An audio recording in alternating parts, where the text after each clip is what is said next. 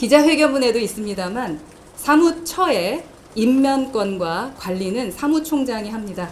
그래서 사무처의 직원들을 제가 임명하거나 면직할 수가 없는 저희 개혁신당은 그렇게 되어 있습니다. 그리고 보시면 아시겠지만 제가 개별로 만날 수 없었던 환경이었습니다. 제가 국장이든 다른 분들을 만나게 되었을 때 그분들이 피해를 너무 많이 보셨기 때문에 제가 직접적으로 만날 수 없었던, 보고를 받을 수 없었던 상황이었는데 왜 굳이 김철근 총장이 있었을 때 말을 못했다가 김철근 총장이 거의 다 이제 대부분 임명을 하셨는데 그분이 해임되시고 난 뒤에 그런 성명서를 냈는지는 조금 의구스럽고요. 성명서의 내용을 하나하나 그래서 말씀드리기보다는 제가 직접 만나서 어떻게 이 부분을 해결할까라는 거를 제가 요청했어요. 만나자고. 근데 여전히 이제 만나주지 않으시고, 그리고 제가 사무실로 직접 가고 싶지만 그 또한 불편하다고 해서 가보지 못한 거였습니다. 추가로 제가 말씀드리면 김철근 총장은 선출직 최고위원인 저한테도 뭐 인사문제나 이런 부분에서 마음에 들지 않으면 밤에 협박 전화를 했던 사람입니다.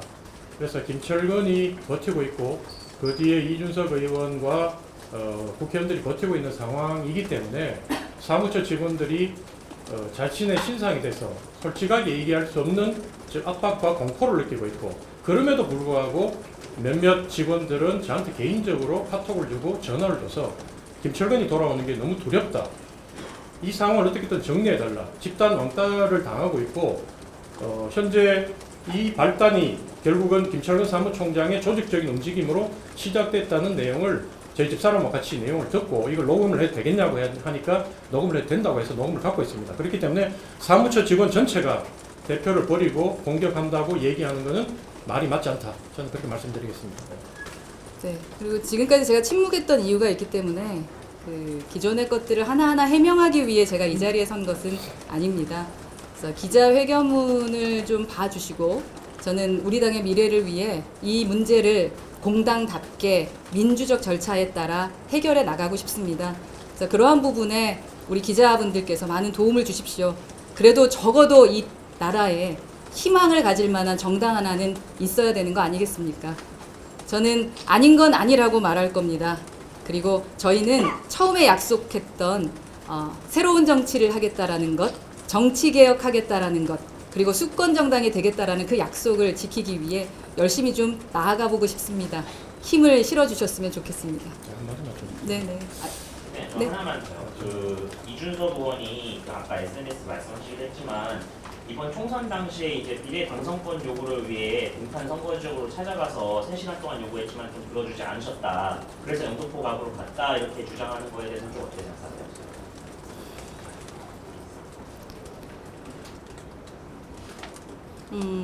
사람의 기억이라는 게 참 다 다르구나 라는 걸 느끼고요.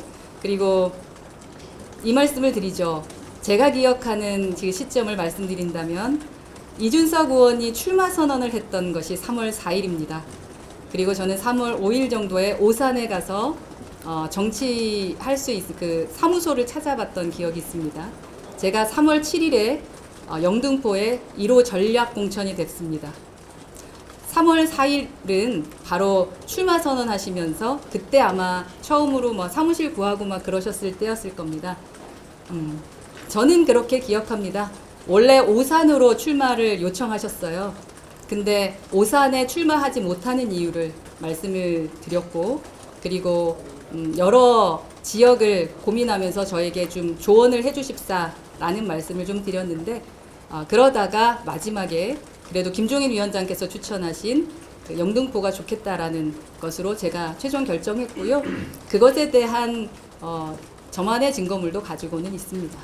그렇다면 이제 비례대표 공천을 요구했던 이준석 의원의 주장이 사실이 아니지 않으실까요? 제가 우리 당의 소중한 자산에게 이렇다 저렇다 말하지는 않겠습니다. 제 의견을 말씀드립니다. 그리고 그때 같이 있었던 사람이 사실은 김철근 총장이었고요. 네, 김철근 총장이 뭐라고 말씀하실지도 참 궁금하네요.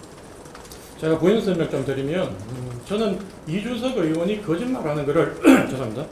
너무 많이 경험했기 때문에 이 건이 허나 이준석 간의 진실 공방에 대해서는 거의 관심이 없어요.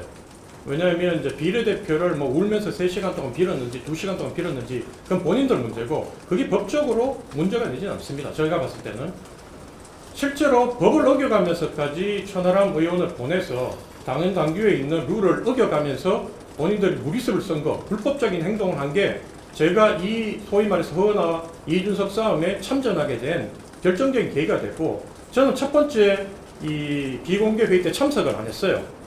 어차피 이 사람들은 전부 다 주류였고 저만 어떻게 보면 외부인으로서 국민 여론조사에서 20% 가까운 득표를 해서 이 지도부에 들어왔기 때문에 자기들끼리 싸우면 권력 싸움하는 게 대해서 관심이 없었는데 첫 번째 비공개 회의 녹취록 2시간 반짜리를 듣고 같이 옆에서 호텔방에서 들었던 저희 집사람은 여성이 허은하가 너무 불쌍하다고 울면서 2시간 반이 끝나고 난 뒤에 천하람 의원에 대해서 분노하는 모습을 제가 봤거든요.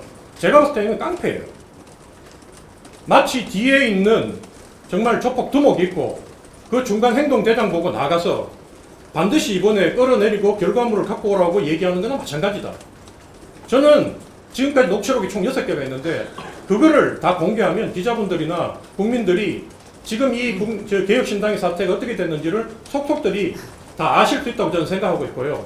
기본적으로 이번에 제가 작년 11월 달에 이준석 의원이 갑자기 몇 년 만에 저희 집 근처로 와서 형님 좀 만납시다. 집 근처에 왔다고 해서 만나가지고 둘이서 커피숍에서 집 앞에 있는 커피숍에서 40분 정도 얘기했는데 그때 저한테 이준석 의원이 얘기했던 게 저는 지금도 기억나요. 국민 눈높이에 맞는 바른정당 하나는 있어야 되는 거 아니냐. 지금 양당 정치 이거 국민들한테 너무나 상처 주지 않느냐. 우리가 바른정치 해보자. 그러면서 저보고 형님 같이 대구로 갑시다.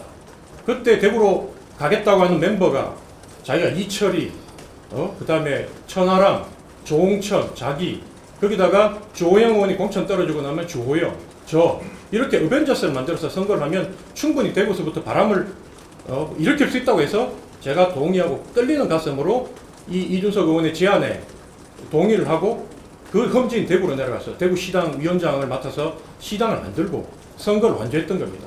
근데 이준석 의원은 어떻게 했습니까? 대구 안 왔죠. 그리고 그 중간에 또 저한테 전화 와요.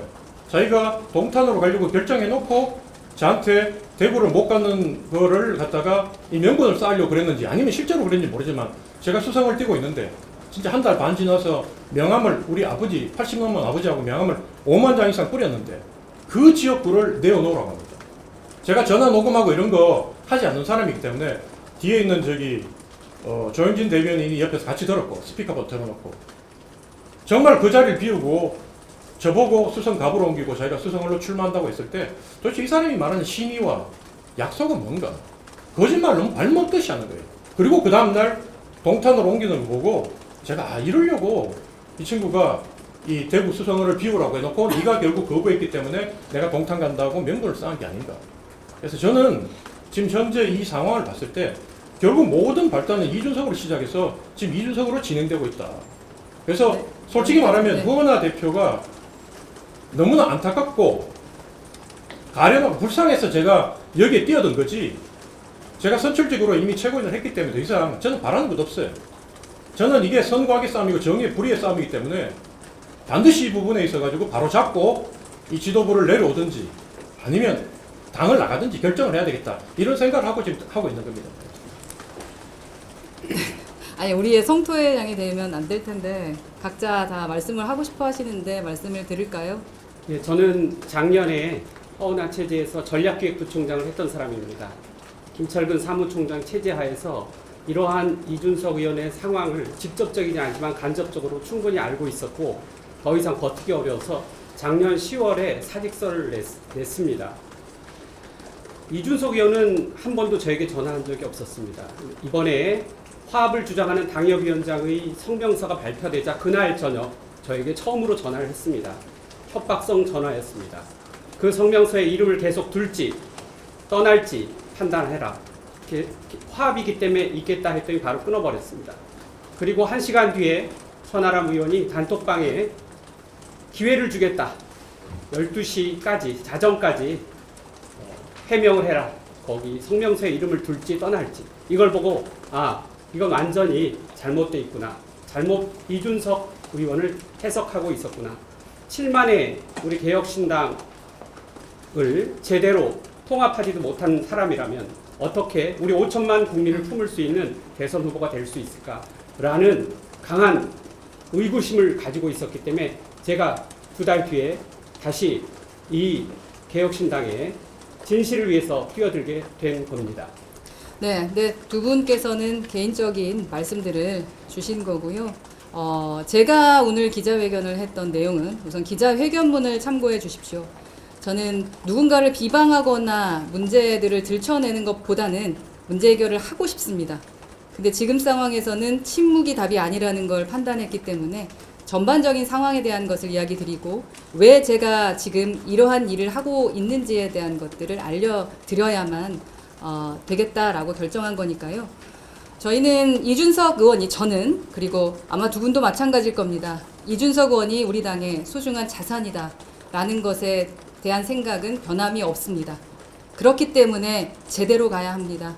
그래서 이준석 의원께서 이 부분을 민주적으로 공당의 주요한 자산답게 풀어가 주셨으면 좋겠고 저 또한 우리 당의 문제를 해답을 얻기 위해 그리고 원래 계획된 로드맵대로 재보궐선거와 그리고 앞으로 치르게 될 수 있는 대선 준비를 위해 원래 계획대로 진행해 나가도록 하겠습니다.